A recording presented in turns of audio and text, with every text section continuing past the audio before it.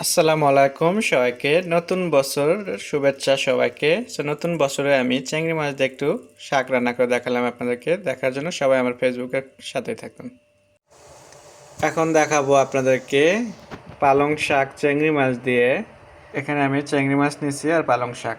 আমি চলে যাচ্ছি চুলাতে, বাকিটা চুলায় দেখাবো। চলে আসলাম চুলাতে, আর এখানে একটা প্যান বসিয়ে দিচ্ছি, দিয়ে আমি দিয়ে দিচ্ছি তেল, সাথে দিয়ে দিচ্ছি পেঁয়াজ আর কাঁচামরিচ, দিচ্ছি স্বাদ মতো লবণ।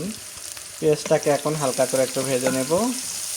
এখন আমি এখানে দিয়ে দিচ্ছি একটু আদা রসুন বাটা, সামান্য হলুদ পাউডার। এখন একটু পেঁয়াজের সাথে মিশিয়ে নেব, এভাবে নাড়াচাড়া দিয়ে মশলাটাকে ভালোভাবে কষায় নেব। মশলাটা আমি 2 মিনিটের মতো একটু ভেজে নিচ্ছি। আর এখন দিয়ে দিচ্ছি চিংড়ি মাছ। চিংড়ি মাছটা আগে থেকে কেটে ধুয়ে রেখে দিয়েছিলাম, এটাকে দিয়ে আমি আবারও ভালোভাবে মিশিয়ে নেব। নিয়ে সুন্দর করে এটাকে 2 থেকে 3 মিনিট আবার কষায় নেব। খুব সুন্দর চিংড়ি মাছ থেকে একটা ঘ্রাণ এসে গেছে। যখনই দেখবেন যে এরকম ঘ্রাণ এসে গেছে, তখন বুঝতে হবে চিংড়ি মাছটা আমার রান্না হয়ে গেছে। এখন আমি এখানে দিয়ে দিচ্ছি আমার কেটে ধুয়ে রাখা পালং শাক, দিয়ে আমি এখন এটাকে ভালোভাবে একটু মিশিয়ে নেব। সবচেয়ে ভালো হয় এটা এখন 2 মিনিটের জন্য একটু ঢেকে রাখবো, তাহলে খুব তাড়াতাড়ি এটা আউড়ে যাবে।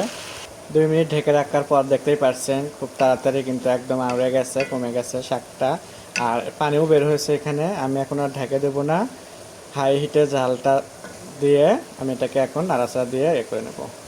শাক রান্না করার জন্য কিন্তু তেমন একটা সময় দরকার না, 5 মিনিটে কিন্তু শাকটা রান্না হয়ে যায়। আর এর সাথে কিন্তু আরও মজা লাগে, যেটা আপনি গাজর, আলু, একটু বেগুন, মিষ্টি কুমড়ো দিয়ে যদি এটা রান্না করেন, সেটা আরও মজা লাগে। এটা যে একেবারে খারাপ তা না, এটাও আপনি রান্না করে দেখেন, এটাতেও খুবই মজা লাগে। এটার সাথে যদি আপনি পাতলা ডাল রাখেন, তাহলে আর কিছু লাগে না। কথা বলতে বলতে আমার কিন্তু শাক রান্না হয়ে গেছে। আর একটা কথা বলবো, হলুদ না দিলে কিন্তু শাকের সুন্দর একটা কালার রাখতে পারবেন না। সো হলুদ কিন্তু সবসময় যে কোনো শাকেই আপনারা দিতে পারেন, তাহলে কালারটাও সুন্দর থাকে। সো আমার হয়ে গেল শাক রান্না। আশা করি আপনাদের ভালো লাগবে। আপনাদের যদি ভালো লেগে থাকে, স্বাদ ও স্বাদের গল্পের সাথে থাকবেন, বেশি বেশি করে শেয়ার ও কমেন্ট করবেন।